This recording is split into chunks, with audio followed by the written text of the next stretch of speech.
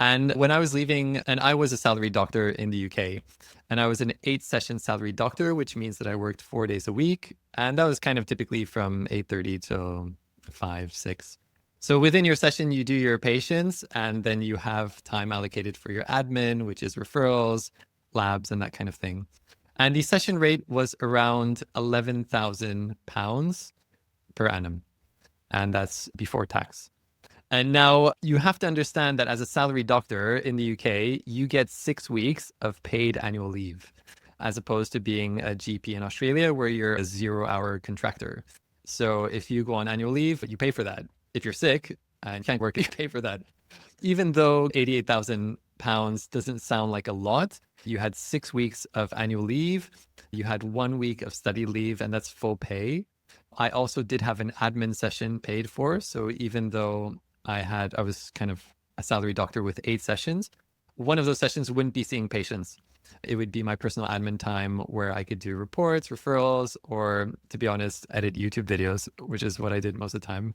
I hope my previous employer is not listening to this. But having said that, they were amazing employers. I really loved working there. If you weren't coming to Australia, I would probably stay and become a partner. You get employer superannuation, which you don't get in Australia. You have to pay your own super. So when you factor all of those things in, I feel like you are making a bit more money in Australia.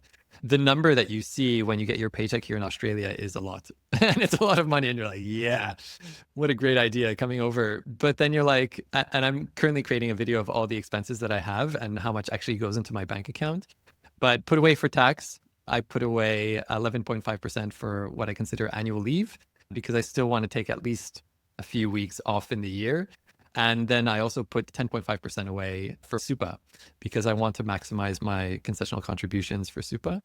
And then I put some money aside for a bit of a school fund for my kids. That's the money I put into my bank account.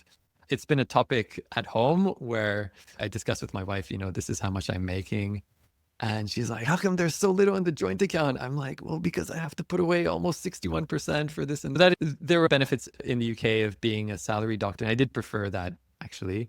And sometimes when I speak to doctors out of my practice, some of the older doctors are kind of like, oh, I really wouldn't mind a salaried model. I'd have my sick leave and I wouldn't have to